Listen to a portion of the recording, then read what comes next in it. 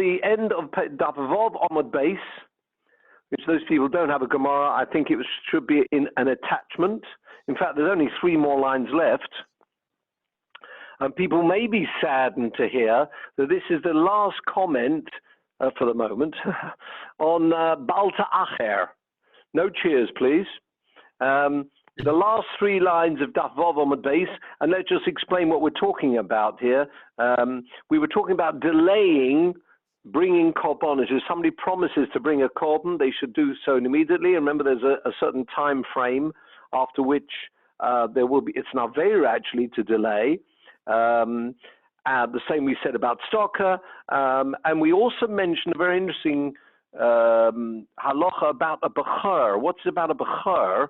A bechor is the firstborn. We're not talking about humans. We're talking of the flock, sheep. The first one born over 1 year of the flock. It depends whatever the animals are. Is what we call that's the mitzvah of bechor. So it's bechor odom be'ad bechor behema, which it means therefore that the mitzvah of bechor applies not just to humans, where we have pidyon aben, but there's also a mitzvah of bechor behema, which is just actually when we learn kol bechor asher yivoled, that famous posuk there in Re'eh, talking about the firstborn. The firstborn are brought, but it's not given to the kohen. No, I take it back. We spoke about Maisa Behema and Bechor. We are now focusing, as I say, entirely on Bechor, which means the firstborn animal born in a year, and that's where we spoke about the year of Balta Acher, starting, as we said, this is all from the 1st of Nisan. That animal must be brought and must be actually eaten within a year.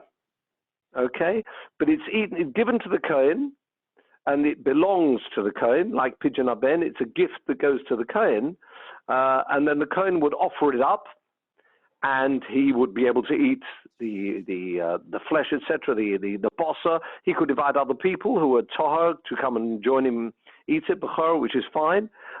Now, if it has a blemish and it can't be offered up, it still belongs to the kohen. But the advantage of that is if it's got a blemish, it can be shechted anywhere, and it can be eaten and enjoyed by that individual, indeed with others too, but that's because it's got a blemish. If it hasn't got a blemish, a bechor must be eaten, and if you remember the posuk, kol bechor asher yivoled, and it should be eaten shana v'shana. We've spoken some time about that. It should be eaten within a year. Now the question is, we're going to be focusing on here, right at the end of the Gemara, there's a special mitzvah to eat the bechor within a year. Even if it's not brought as a korban, the animal must be eaten within a year. It says shana v'shana. And the last comment here about this timing, 3 lines up, iboilehu. As we've been discussing bechor and delaying bringing it and various other things over the past few weeks, iboilehu, they ask them, which is normally the wording for, please stop me anybody, although I'm on the phone, please stop me. They ask them, one yeshiva asked, one group of people asked another group, bechor me'emasai moinin lo shana. We did discuss, actually, as I mentioned before, about this 1 year eating within a year for a bechor. The question is, when does the time start that it's got to be eaten, whether it is, as I say, whether it's got a blemish or not? What is the time frame? In other words, when do you start when you say it's got to be eaten within a year? Bechor me'emasai moinin lo shana. So we're not so much talking about Balta Acher. Balta Acher is a separate piece where if a person makes something into a korban, he's got 3 Yom Tovim to bring it.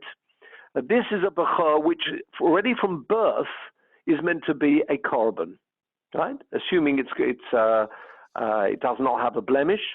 So the question we're now asking, you've got a year to eat it.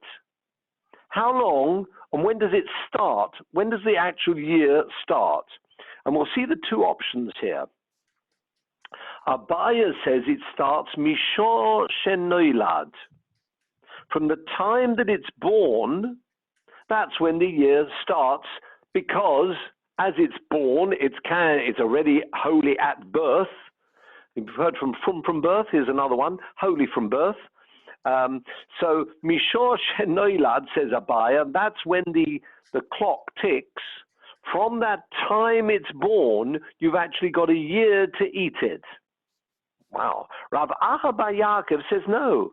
Mishor Shenire Lahartzo'o. From the time it can, from the Lashon Ritzu, which means it comes as an appeasement, which means it comes as a korban and can actually be offered up. Now, as we know, there's another halacha which tells us an animal that's born 7 days, it should stay mentioned with its mother, but I mean, yeah, it's not offered up until you get to the 8th day. Shivas Yomim should be Tachas Imoi. Uviyom Hashmini, from the 8th day, it can be offered up. So you can see there are two different views here. Abaya says, from the moment it's born, the day it's born, the clock will start ticking because it's holy from birth, and therefore it's got to be eaten within a year of its birth. That is the first view, and that is Abaya.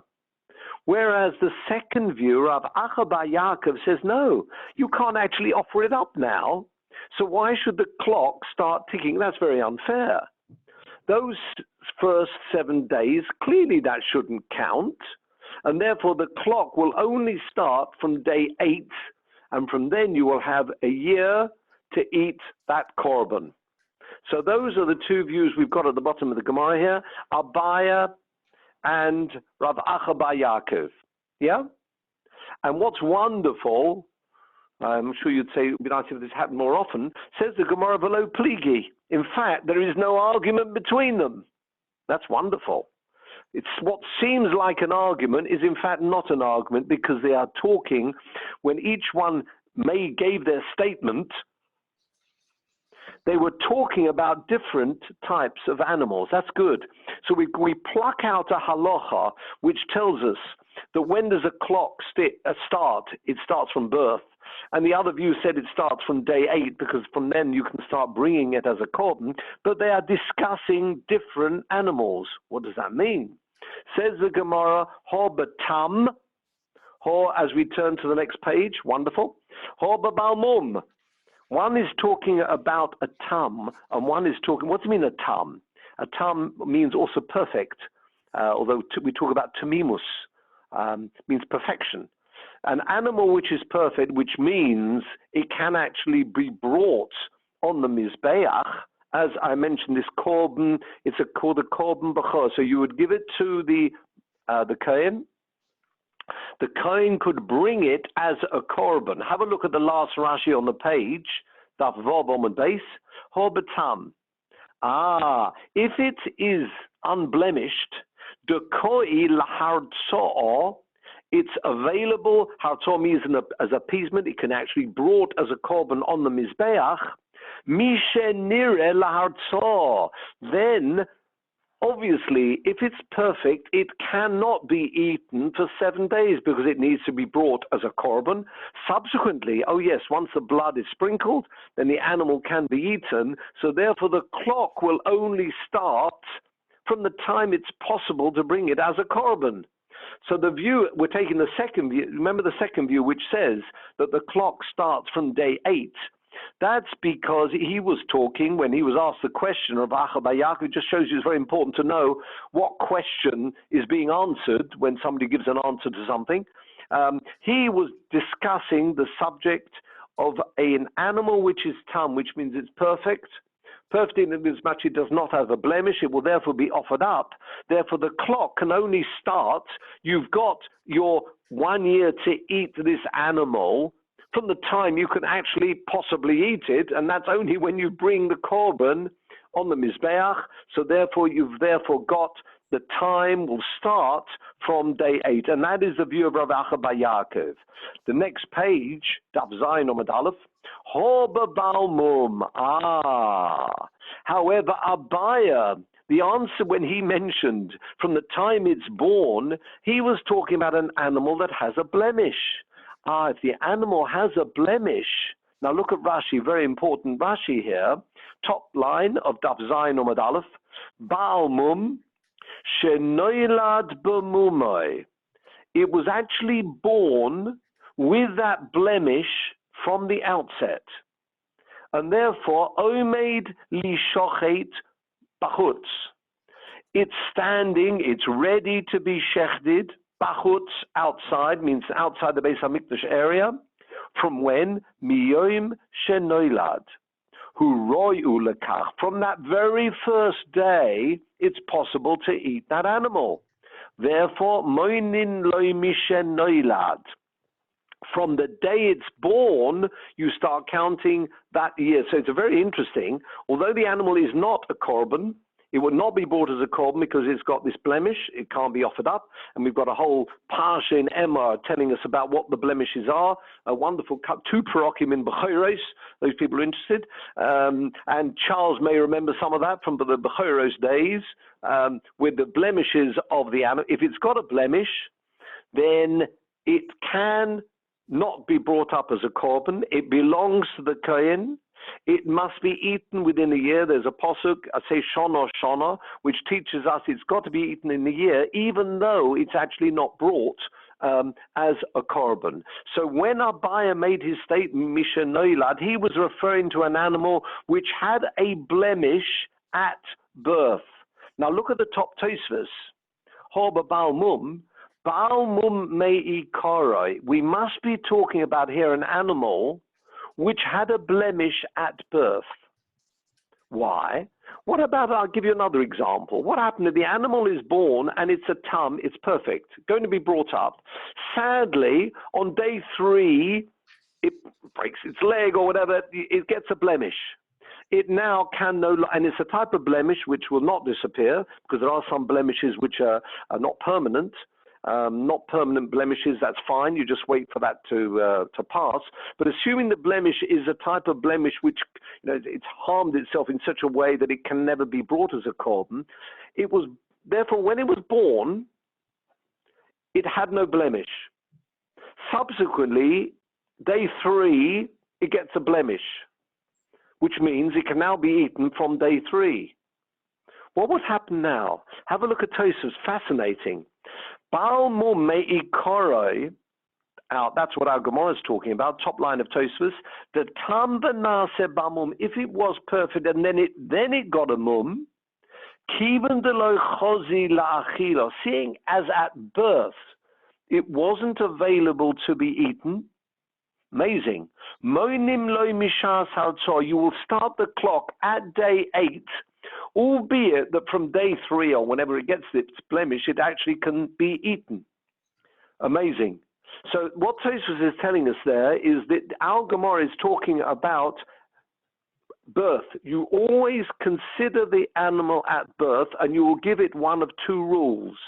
Either the clock will start now or the clock will start in 8 days. If it starts in 8 days, you're not going to change that because already at birth, it's got this rule. It was meant to be a korban. Even though it gets a blemish within the 8 days, that doesn't matter. Because it was meant to be a korban, therefore, the clock will start at day 8. Whatever happens to it in between from now on, that doesn't matter. You will have that extra week to be able to eat this animal. Before that, you fall foul of the Aveira of leaving the Bechor to be eaten beyond the time. So that's the point the Gemara is mentioning here. Can I ask Please, something? yeah, no, who is, I'm afraid you'll have to announce yourself, sorry? Mervyn, just Mervyn, hello there, yes. So, a Baal Mum, the Isser of Los Shatu, the mother and the child on the same day doesn't apply then, is that right? I don't understand why I don't have No, but who asked you to shech the mother on the first day? Only if they're both shechted on the same day, but you can okay, I'm confused. So why did you introduce? You don't. There are two things here. You're quite right. If there's a rule about lo tishchatu b'yom echad, you cannot shech both the mother and the child on the same day. But then, if you don't shech the mother, you can shech the child. You can the small animal on whenever you like. Why not for that? Your halacha is. You're not shechting on one day will only apply if, in fact, you do shech them both. But you can just shech either of them, whenever you like. I mentioned the 8-day rule before. I didn't follow. So what was the 8-day rule about? Right. So the 8-day rule goes like this: if an animal is perfect, can be offered up. Yeah. As you can't eat it right now, you've got to wait till day 8 before you shecht it. You've got to, because why? There's a special pasuk which tells us Shivas Yomim, for 7 days it should remain unshechted. There's a pasuk. Oh, I see. There's a pasuk that all korbanos cannot be brought. You cannot bring an animal less than 8 days old as a korban. I see. It's nothing to do with the mother then. I was confused. No, nothing to do with the mother. Yeah, right, fine, sorry. Okay, so as you can't bring it cannot be, you can't expect the clock to tick. I should be eating it now when it's forbidden to eat it. I can't bring it as a korban. However, if it's had a blemish where you can shecht it on that day, you're quite right, assuming you're not shechting the mother, but nobody asked you to shecht the mother today. You can do that for another day. You could therefore potentially shecht it right now. Therefore, the clock of your year to eat this animal starts right now. Sorry, there is, however, I'm sorry? Norman, it's Anthony. Yes. Hi, hello. Oh, hello there. From Mervin's question, you're saying that the injunction that you can't shecht an animal, you've got to keep the animal alive, the baby alive for 7 days, only applies to a tom, not a bal mum, or not an animal that you're going to eat outside of the korban. Well, you're touching on a point the Gemara is going to raise, but I don't know whether that is the exact point. The point, what you're asking, if the animal does have a blemish, it can be eaten immediately. Which is what Mervin, I think that's what Mervin was saying, that we have the 7 days, and I think Rashi there in Chumash says it's about, in the Torah says it's about a kind of chesed to the mother, isn't it? It's so that you don't separate. No, that's a separate thing. That the mother, both animals are not shechted on one day, but you can just shecht one of the animals. That's fine. What's the reason? If you fancy 7 days. Oh, I can't tell you. The Torah just says any korban has to be brought after. It's not big. Oh, see, you're learning because it's a chesed to the mother. No, this is only. The korbanos have to be brought in, maybe it means it's in a fit state after 7 days, although where eating is fine, but as a korban, it's got to have this extra 7-day maturity. Yeah? Where the animal now is not, it's looking good, as I say, after 7 days, rather than weakling in the first day or two. Maybe this perfection of the animal after 7 days. That's what the Torah wants. The Torah doesn't tell us. But it sounds a bit like that. It doesn't want this, I wouldn't say a weakling, but, even in the shechting the animal, although it's kosher and can be shechted, the Torah insists that it can only be brought as a korban if it is that extra day, a week of maturity. There is another point, though, and that's the Gemara is going to raise. Is that all right, Anthony? Yeah. Yeah. That while we're on that, before we just take this one stage further, there was a point actually you raised last week, and as you're on the phone, I will tell you. We remember we were talking about Pesach with the korban. How can you bring a korban Pesach, and it could be Bal Ta'acher? Do you remember your question last week? Hello, Anthony? Yes. Do you remember we were discussing about Korban Pesach and being Balta and delaying? How can a person fall foul of delaying Korban Pesach? If you a better answer that we were talking about last week is the Gemara brings this on Daf Hey, and the normal suggestion is that the Pesach means here, it means a Shalmei Pesach. Perhaps was that clear that we were talking about that last week?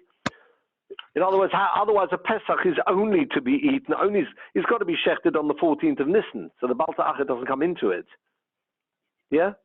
Yeah. It's the shlomim that come, when the Gemara spoke about Balta Acher, delaying bringing a korban on Pesach, he wasn't referring to the korban Pesach, because you can only bring it, you can't say, I'll bring it next week. You can't make Pesach next week. You've got to make Pesach when Pesach is, which is on the 14th. But the delaying the Gemara was talking about, I think in your question, was it's the shlomim which comes with a Pesach, that you have actually got much more time, and you've got the normal rules about Acher. Don't really want to go into that, but it's only because you raised it for clarification. Yeah? Okay. Back to our Gemara. So now we seem to have differentiated between an animal with a blemish, which can be eaten immediately, and therefore the clock starts to tick. It's got to be eaten within the year starting from birth. An animal which does not have a blemish, you'd have to wait 7 days anyway. The Torah says you're not allowed to eat the animal. You're not allowed to bring as a korban. Eating is okay, but you can't bring as a korban, which means if it can only be eaten if it's brought as a korban, if it's got no blemish. Norman, can I just ask a question, please? Yes. Why, if the discussion is about Balta Acher and offerings and korbans, why does this even come into the discussion? Because if it's got a I'll tell you why. I'll tell you why. We are now moved off slightly because it's the last, the last post on the subject of delaying things. This is not quite the same. When it comes to Bechor, there's a rule, it's got to be eaten in a year. Whether it's got a blemish or not, what I mean by that, an animal is born, the first of the flock that year, and the year goes from Nisan to Nisan, right? The animal is born, okay? The Bechor, whenever it's born, the first flock, the first animal that's born, a Bechor, and perhaps we need to be careful here. We are differentiating between a Bechor and animals born year by year. That's Maisa Behema. Do you remember Maisa Behema is a bit different? Don't want to confuse everybody here. A Bechor is a one-off. An animal, a cow has a calf. The first one is the Bechor. There's only one Bechor. Whenever it's born, there's going to be one Bechor. Yeah? That animal, a Bechor, whenever it's born, it's got to be eaten within 1 year. If it's got a blemish, it is still a gift that goes to the Kohanim. The Kohanim, therefore, still, there's a special rule, it's a Bechor, a gift to the Kohanim. The Kohanim have to eat that animal, have to shecht it and eat it within a year.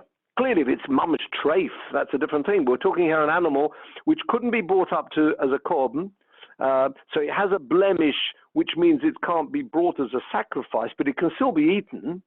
So therefore, it's got to be eaten within a year. The question is, when does the year start?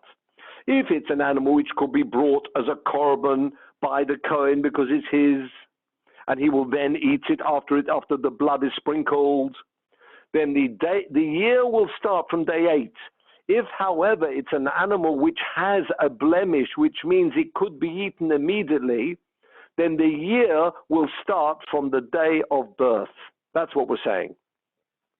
So it's a slightly at more of a tangent, this Balta Acher, because this is a one-off Bechor from this animal, the cow, and therefore it's only on that animal. All future animals will not be a Bechor.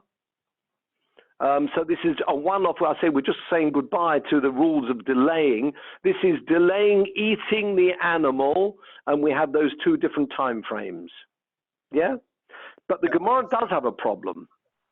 Says the Gemara, there's another rule, I'm afraid. Top line. I hope that answered your question, by the way. Yes, thanks very much. Thank you. Good. Says the Gemara, top line, mi motzi ochile. But you still can't eat it. Why not? Second line of Rashi. Mi motzi ochile b'yoyim shenoilad. You can't eat it even with a blemish. Because there's another rule. Dilma nefel hava. V'ein shechita metahartoi ad sheyishe shmona yomim. Let me explain what this means. An animal is born, you don't know whether it's what they call a treifa animal. What I mean a treif, it means it wouldn't survive. The only way you can tell, and it will come outside being called a treifer animal, and here where I'm very strict about this word treifer. I know we talk about animals which are a treif. That means they're non-kosher. We often use we use those as synonyms. It's not quite correct. A treifer animal means a kosher animal which has a certain defect, which means it can't be eaten. Yeah.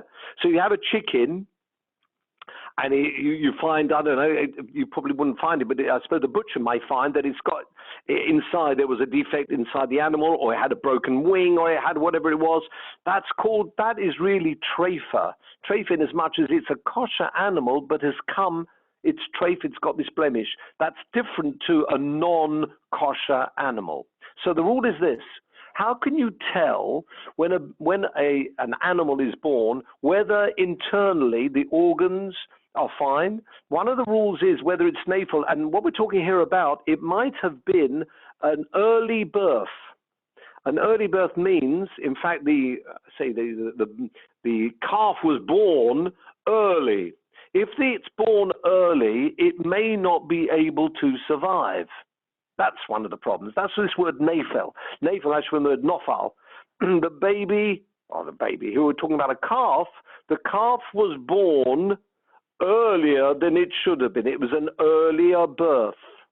Now, if there's an early birth, depends how early it is, that could be a problem in itself, which means it may not survive.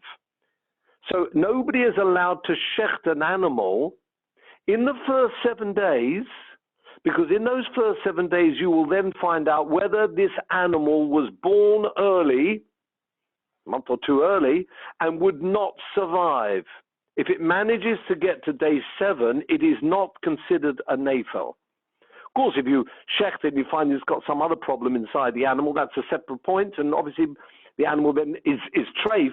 But as far as the rule of nafel, which means an earlier birth, if the birth is early and it would not survive within the 7 days. Once it's got past 7 days, it is considered outside the rule of a nafel. It's not an earlier birth, or it's a birth which means it could survive, and therefore it's now kosher to eat. What I mean by this is, if the animal is born, in that first week, you are not allowed to shecht it, because you cannot tell whether this is an animal that is actually been born early. If it's born early, it may not survive. The way you'll tell it's going to survive is if it gets past 7 days, that is not considered a nafel. You with me? So in other words, even if you've got an animal which it's born with a blemish, you're not allowed to eat it immediately. You've got to wait 7 days to see whether this animal was under the category of a nafel, which means born early. Once it's got beyond 7 days, it survives 7 days, great stuff, which means the animal now is fine. It was born at the right time, not prematurely. It was born at the right time, and therefore this animal is kosher to eat. It's not kosher to eat before you've got through your 7 days, because it might be a nafel. Okay? We don't know exactly when the pregnancy started. You with me? Says the Gemara, mi motzi ochel, the Gemara. And I'm going back to Rashi now. B'yom shenod, you can't shecht it on the day it's born, even if it's got a blemish.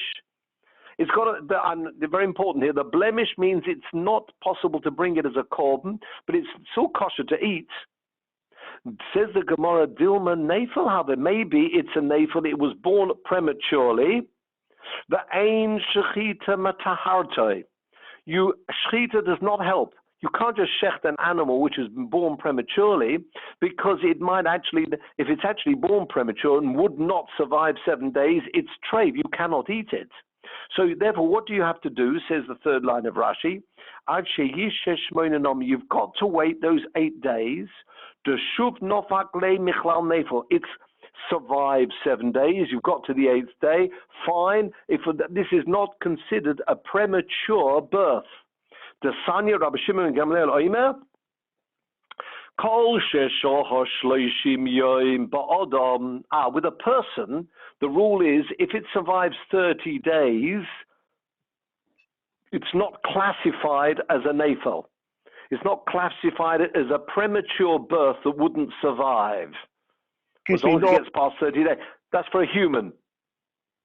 Sorry, Norman, can I just Hello? ask, Norman, this hashash of nefel applies to all animals or just prematurely born animals? You're getting to the answer. As normally, you don't know when the pregnancy started. That's the problem. Yeah, so in other words, You don't know. that would explain the 8-day rule. Yeah, very good, very good. That, in fact, is Gemara's answer. Have a look at the end of this Rashi. It will be Behema Shmona Yomim. So the way to test, and if you don't know when the pregnancy started, so therefore what you're saying is wait 8 days, and then you'll see whether this actually is a premature birth.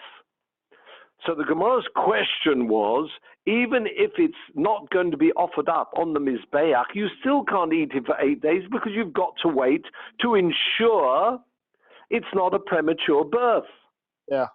With me? Yes. And I think Gemara's answer is really what you're saying. The Gemara answers and says, you're quite right, you won't be able to shecht it, that's true. But, says the Gemara, de kimle bei shekolu lo chadoshov.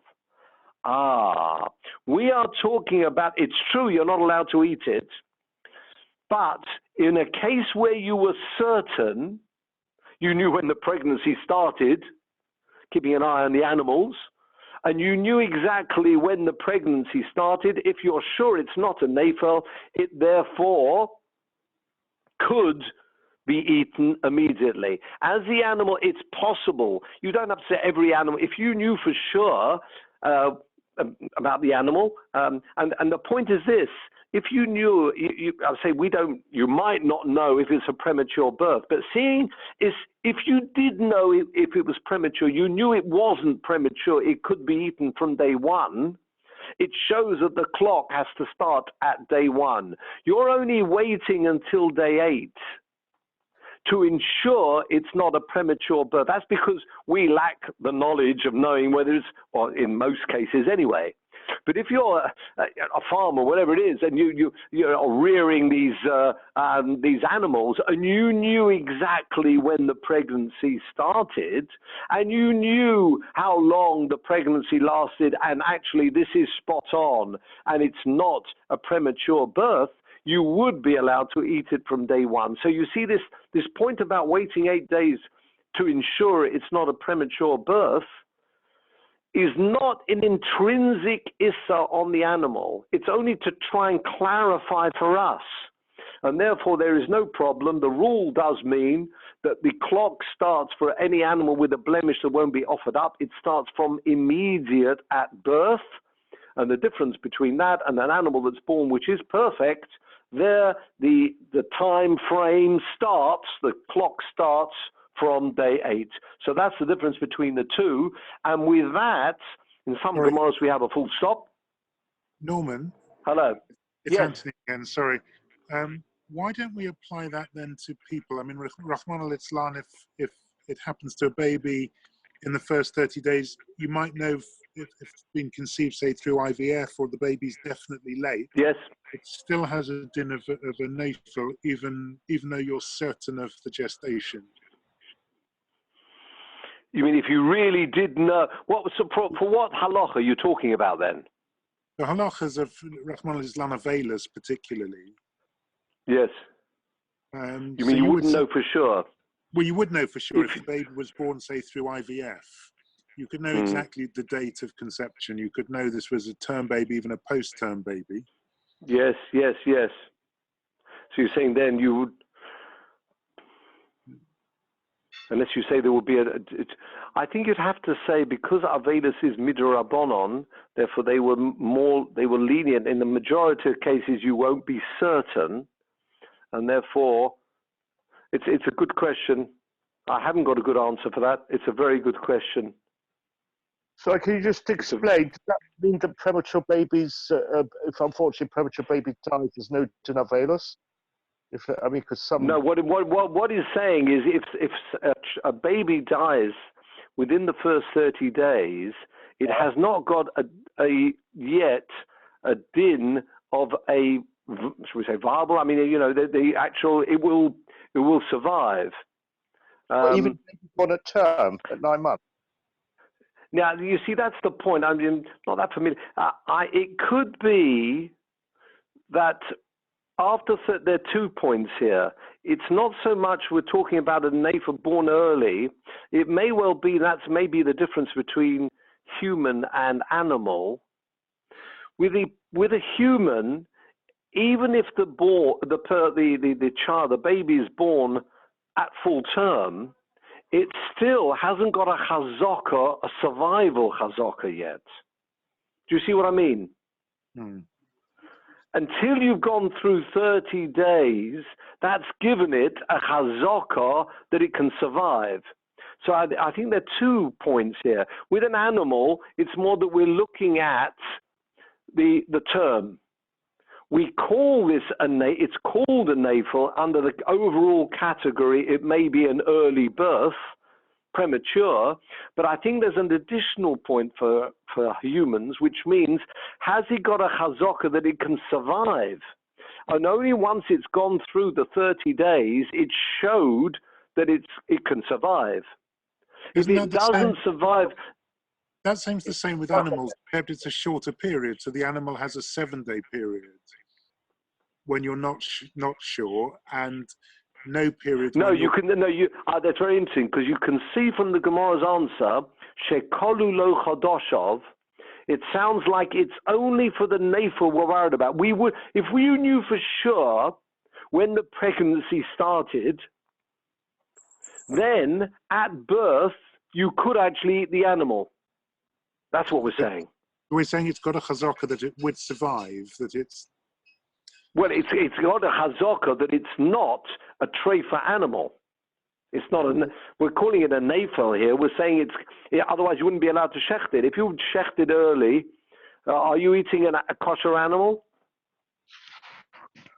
Unless you could say the following. If it's born early, a premature birth on an animal cannot be eaten through shechita. If it's a nafel. Until it's gone through 7 days, and the reason is because you think it might not have survived 7 days. What it's saying is an uncertain birth, an uncertain gestation needs to prove itself. Right. A definite gestation doesn't. Does not. But that doesn't. We're not translating that to humans. Yeah, I wonder whether. Yeah, I mean, it may well be that for humans there are 2 things there. You need to, even if it was full-term birth, you still need 30 days to prove, you've got a chazaka of survival. That, I wonder whether that halacha doesn't actually apply to animals. I mean, it's more likely that the incidence of being certain is more is a modern concept, isn't it? So it's only in the last, with the age of ultrasound and intravenous fertilization that people actually know the date. Yes, you could be certain. Yes. No, but you've got an important point, though. Robert, can you clarify? So in 2020, if a baby dies within 30 days, irrespective of its gestation, there's no din of Barbados, it's considered a nefel? Yes, I think that's the case. I mean, I can check that, but I think that is the case, sadly. You'd say it did not have a chazaka, a survival chazaka. I can check that. I mean, it's a very good point you've raised, and perhaps I should check that. What would be, if you knew, as you say, nowadays you can, to 2020 you can check that.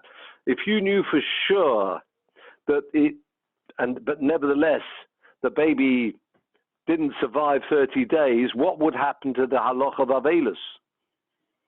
And that's fascinating. Yeah, it's a good point, bit of homework for me, because then there we'll see, are there 2 factors applying to humans, which is, it's not just gestation period, but we're trying to work out whether, even though it was a full-term baby, full-term birth, whether there's something else that we need to apply, which is a survival of 30 days shows it's got a chazaka that it can survive. But I think in animals, you've got the issue is survivability, which is either known gestation or 7 days being alive. So it's the same. The final. No. But you can see the fact that you can shecht it after day one if you knew it was a full term. But that's because a full term baby is that's a mark of viability. So you have viability either through term or through survival. I see what you mean for animals. Yeah. So that's their mark. But is that the same with humans? So is that the same with humans? So you could say, why isn't that not the same with humans? That you need to prove viability either by 7 days or 30 days. Yes, that's exactly what we're talking about. That's exactly the point. Are we saying it's the same? I'm with you. Very good question. If they are both the same, then you should say the same thing here, and you should say that if you knew for sure full term, then it should be full avelus. Yeah. Or is there some other factor here? This survival for humans is different in as much as it's got to live for 30 days to prove, even at full term, it's a baby that is capable of surviving. Norman, okay, that's a good point and needs to be clarified. Norman, Simon here. Yes. Can I just read to you from, it happens to be one article I've just picked up here, Maurice Lamb, who says, in the Jewish way of death and mourning, except his well-known book, we find the following statement: a life duration of more than 30 days establishes the human being as a viable person. If a child dies before that time, he is considered not to have lived at all, and no mourning practices are observed, even though the child may have been normal but was killed accidentally. So actually, didn't survive. Yeah, so that's what we're saying. We're saying that that's the side we're taking. That with humans, you've got an extra factor to show that it's viable. Forget about the term. So because I think the avelus, as we say there, avelus applies or does not apply if the baby is within 30 days, even though it may have been full term. Now the question is, have you got that same halacha applying to animals? Well, in as much as there is an argument, by the way. In this article, so I'm reading on it, that's quoting Yeridea, which seems to dispute this. Oh, I thought these were all your own quotes, Simon. I'm sorry. Yeah, I say. Yeah, what else does he quote there? Yes. They quote a Yeridea. There's obviously it's a very involved discussion. It's an article that I picked up just now. Okay. Oh, you can send that on to me. In conclusion, I'll read the conclusion. In light of the above, we conclude when a full-grown, full-term baby dies within 30 days, there is a ninut, kriya, burial, shiva, and shloshim. No eulogy is delivered, and the burial is performed by the immediate family members. The parents. But there is full shiva. But they say kaddish for 30 days. The parents, if they wish, as custom prescribes to relatives other than parents. But it does say shiva, yeah. That's now, what was the first part of that sentence? Was it where it's a full-term baby birth? It's in light of the above, when a full-grown, full-term baby dies. That's interesting. Yeah. That's interesting. Yes. So therefore, he's saying that's very interesting. All he's saying, he seems to be saying then. His conclusion. Sorry to keep cutting in. If a baby was born prematurely, the above custom should be practiced only if it died more than 30 days after its birth. If the baby was born prematurely and died before the 30 days are over, the baby should be treated as a fetus. In this case, there is burial, but no other mourning rituals are practiced. No mourning, right. So what we're saying there, thank you very much, that's a very good indeed. What we're saying there is actually it does mirror exactly this Gemara here. I think that's a what chiddush. We're saying is that's a chiddush. Yeah, what he's saying is if it was a full-term birth and then the child dies within 30 days, avelus does apply, but it's reduced. But there is avelus. I think that's a chiddush, though, isn't it? Because I think mainstream practice until 30, 40 years ago in the UK, probably still in the Adas, is less sympathetic to the parents. When you say less sympathetic, you mean if there would be no avelus? Yeah. You think there'll be no? With us. We've got a chevra man with us. Well, I Do can we have a tell you Hebrew man? that if a baby dies before 30 days, some of the customs are to bury the baby, the chevra, without telling the parents where it's buried, so that they can't mourn for it, for the baby.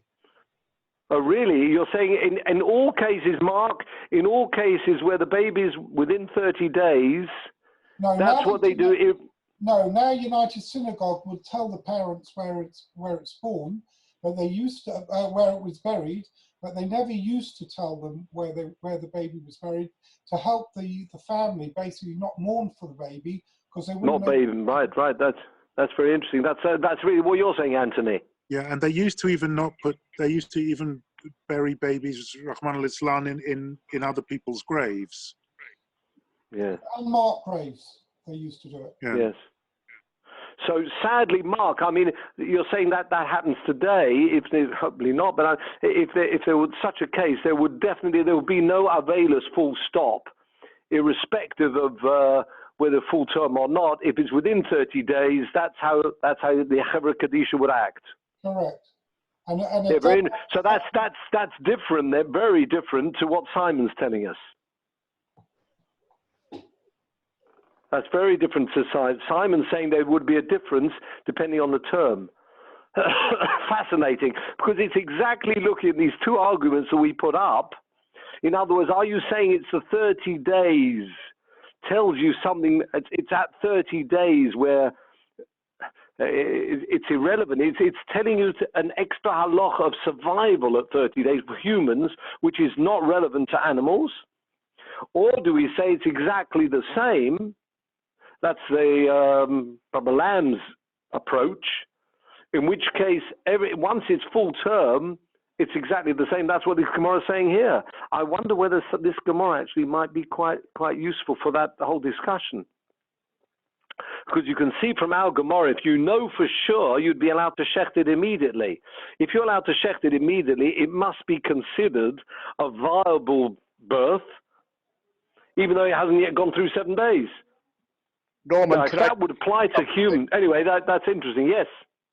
Can I just say that the current practice where I was recently involved in Israel in an Orthodox community is that not only do they not tell the parents where the child was buried, but they actually discouraged the mother and the father visiting the graveside, or making any haskara at all, which I think is really terrible. That's interesting. Bad thing. And you're saying, do they differentiate between a full term birth or not? I think this is a term child who had a congenital abnormality. It builds up tremendously bad psychological issues. Yeah, okay, that's a separate thing. Yeah. No, but the case you're talking about is where you knew for sure at birth that the child wouldn't survive. No, we're not talking about that. We're talking about a child which you'd think, there's no reason to suspect anything. You just need to prove, has he got that? In the case you're talking about, as you knew for sure that it wasn't a survival. The survival wasn't possible. But it's interesting. But you can see the two lines here. The Simons or or the alternative, you're saying what's happening in the business. Okay. Well, some bit of homework for everybody, and we'll hopefully talk more about that next week. Let's move along a bit. Great discussion here. Tona Rabbanon. Have you got it? It's after past. We'll move along a bit. We started late. But we are now off this Baal Ta'acher, but we are still involved in the first of Nisan being the first. If you remember, that's the first where we actually started this whole Masechta. Echad Nisan is Rosh Hashanah for various things. One of them was Baal Ta'acher. Let's not go down there. But when we've now found a brisa which tells me more things about the first of Nisan. Before we leave the first of Nisan to move on to different months. Remember, different months of the year, there are 4 Rosh Hashanahs, which is great for the people selling cards for a Happy New Year, because Echad Nisan is the first of the year for some things. Of course, first of Tishri is what we know as New Year, but they're 4. But the one we're looking at is the first of Nisan. Now look at this brisa, very interesting. Tana Rabbanon, second line down. This is a Tosefta. There's an addition to the Mishnayos and some extra points, extra items actually, which are included on the first of Nisan. Be'echad b'Nisan Rosh Hashanah l'chadoshim. Rosh Hashanah for months. What does that mean? Uli Iburin, and for Ibur, what does it mean? Iburin? Intercalating. The first of Nisan is for the first of Nisan is the Rosh Hashanah for making a leap year. Let's have a look at Rashi here. L'chadoshim, a second narrow line down. L'chadoshim. L'minyan chodshei hashana, for counting months of the year. What does that mean? Nisan has to be the first month you count. What does that mean? I mean, you're just counting months. What relevance has it got? I mean, you can start from Tishri. I know we do. Ask any child in from Cheder or classes or whatever you like, and so hopefully they know it. If you ask them the months of the year, they'll always start Nisan, or with some tune maybe. Nisan, they always start with Nisan Sivan. But what do you mean? That has to be mentioned in a brisa? That the first of Nisan is the Rosh Hashanah for months, and you have to do it in that way? Well, that's what Rashi says. Leminyan chodshei hashana. Let's just have a quick look at the Iburin, the next one, Ibur. So I've left that open about Chodoshim. We'll come back to that in a moment. Iburin means, says Rashi, Kol sal kadata, we think, Leishev Bezdin, the Bezdin would sit, Ula ayin, and look into, you can see the root I in there, and to look into Im Hashona Habot Tzrich Saba. That's what we seem to think. The first of Nisan is the last opportunity you get, Bezdin, to decide. Don't forget, of course, now we've got a calendar. We know exactly when the leap years are going to be. In the olden days, it would be up to the Bezdin to decide. Clearly, they try to ensure that the solar and lunar years would tie in, because, of course, we'll get to that about having Pesach always in the springtime, not like when you talk about Ramadan, which just moves throughout the year. We have to ensure that we do have Pesach falling in the spring. But what does it mean here, Ibrin? It means the first of Nisan is that last opportunity you have to intercalate the year. You can't after the first of Nisan, but there's more on that in the Gemara, not for tonight. And the last one we've got is Litrumas Shkolim. Have a look at Rashi, Litrumas Shkolim. It's the first one. I've got it in the Hagos Habach. He adds the word Rishon there in that Rashi. It's the Lahakriv Rishon, or it should be, or invert those words. It's better to understand it. Rishon Lahakriv Korbonos. If you're bringing the Korbonos that have come from the 3 to Mikupas Shel Shiklei Shonazu, what happens every year when they've got the korbanos, which are the communal korbanos, let's say the daily Talmud, or it could be a Musaf for Rosh Chodesh or Yom Tov, those come from the Chatzi Shekel, which people give every year. That Chatzi Shekel, of course, that's why we have Parsha Shkolim to remind us of that. The Chatzi Shekel is taken from everybody, doesn't matter how wealthy they are. It's half a shekel is taken, and with that money, they will buy communal offerings. Now, the rule is that the money that you collect will be used from the first of Nisan.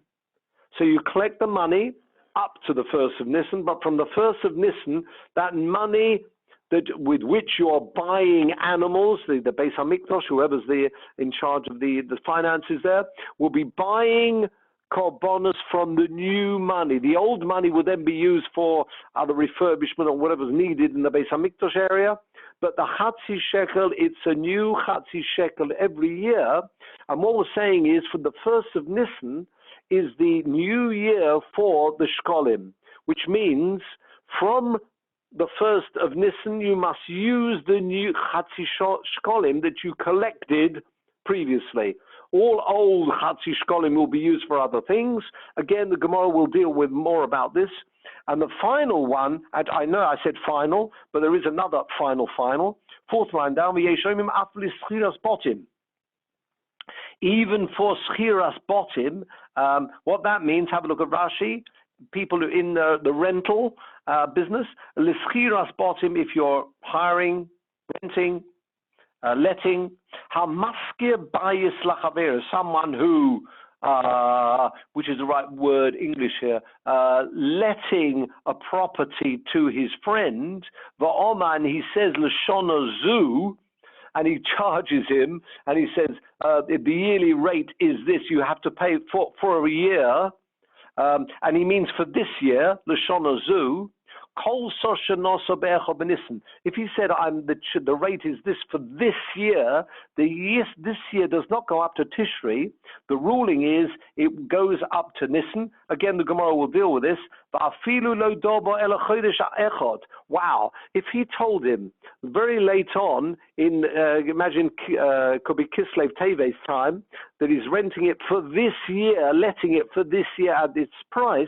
The standard ruling is that he means up to the first of Nisan. The Gemara will deal with why that is, but we've got now three, or according to Yeshua, four additional reasons or four additional points why the first of Nisan is Rosh Hashanah, either for months, for the Ibur, for intercalating, for collecting the shkolim and using that new shkolim for communal offerings, or letting, renting property. That would the year. If you say obviously, if you say a complete year, it's a complete year. But if you just say this year, the standard practice is that it goes up to Nisan. Let me just conclude with 1 minute. We're running a bit late anyway. But when we say Lechadoshim, what does it mean Lechadoshim? What's special about Lechadoshim? Now, the Gemara will have to prove this, but we do, as we know, we always count months from Nisan, Iyar, Siv, and Tammuz. We do, and that's exactly like it mentions here. I'll tell you the words here, we'll conclude with this, with the Ramban in Perek Yud Beis, where he talks about this mitzvah of taking HaChodesh Hazeh Lochem Rosh Chodoshim, and the Ramban says very beautifully, a long piece there, if you get a chance, having a look at. He says the following: why do we always count months, and we get kids, and everybody counts months from the first, from Nisan? In fact, if you look in the Torah and you find out that you find, let's say where it says that Rosh Hashanah is in the 7th month, the Torah will actually call it the 7th month, because clearly the first month is Nisan. And the Ramban says, why? Again, Kadei Sheyi Zikaron. It's an opportunity, another opportunity. We have plenty of them. Zeichel Yetzias Mitzrayim, of the Neis Godel, the great miracles of the Yetzias Mitzrayim. Ki b'chol eish shenizkar chadoshim. Whenever we talk about months, the 3rd month, the 5th month, it always means that the first one is Nisan. A reminder again of the Neis, the great Neis of Yetzias Mitzrayim. So that's the reason why we always start with the 1st of Nisan.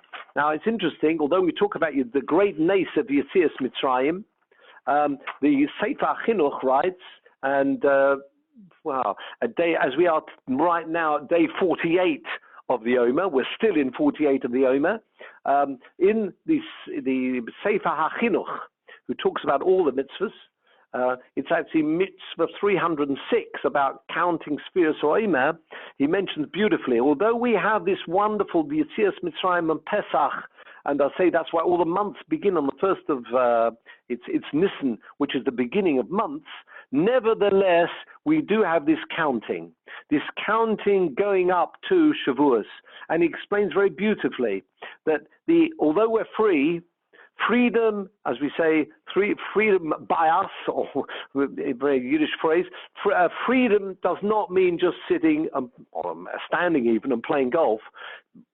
Freedom means we're free from persecution, hopefully, free from being under the jurisdiction of other people, enabling us to fulfill something more than just enjoyment and sitting around. Nobody's saying you don't have to enjoy yourself, but the point is it's got to lead to something, and what that something is Kabbalah Satorah, which is now coming up. In other words, we're counting to the freedom, which is an enabler, helping us to be able then to be Oved Hashem properly, rather than being under Abdus from external. In that case, it was Mitzrayim. And this point that we're looking forward to the Shavuos, we're looking forward to Man Matan Torah Seinu, which gives us the framework of the freedom. The freedom means it's together with these wonderful mitzvahs. Oh yes, very enjoyable. Some of them more easier than others, but nevertheless, it's this framework of this whole Kabbalah Satorah, which leads from the Yetzias Mitzrayim, and that's of course why we had this Sfiras Omer leading up to ultimately Shavuos. So Shavuos is a time where we remember, with the link of Yetzias Mitzrayim, that it wasn't just a material exit from Mitzrayim. It's not just the materialism that we're free from the being slaves in Mitzrayim, but it's leading to this Kabbalah Satorah. And Kabbalah Satorah in various ways, obviously the mitzvahs, but more than that, in particular, we're talking about the Torah itself, the studying of Torah, which is of course the greatest of all. And even though we may be very familiar with all the halachas, there's always a mitzvah to continue studying and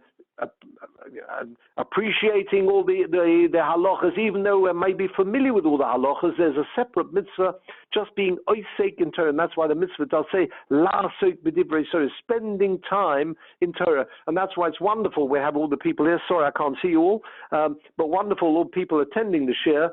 I say it's wonderful, especially before, say, the last opportunity before Shavuos, this idea of Kabbalah Satorah, which means the mitzvahs, but also studying the Torah straightforwardly, studying the Torah, spending time being oisik in Torah. So I say it's wonderful that people here are attending the shiur. Great to see everybody or hear everybody. And with that, I wish you all a very good Yom Tov. Hopefully we'll see each other. Be nice to see you actually in South Hampstead, but at least hopefully we'll sort this out and we'll see each other, all being well, next Wednesday, Emet Hashem. So I wish you all a very good Yom Tov, a great time for further commitment to shiurim and learning, etc. And say with that, I do wish you all well. Thank you.